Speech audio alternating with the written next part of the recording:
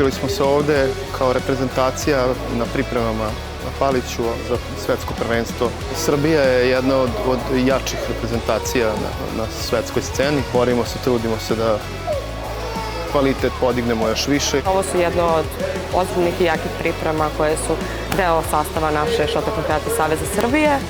Imamo posebno kondicione pripreme, imamo posebno pripreme karate što se tiče smišljanja taktike za napade, za posebne treninge za snagu, koje su jednostavno neophodne za svetsko prvenstvo. Ja lično nemam nikakvu tremu i svetska sam i evropska prvakinja, tako da se spremam za ovo svetsko prvenstvo da ponovo osvojim naslov.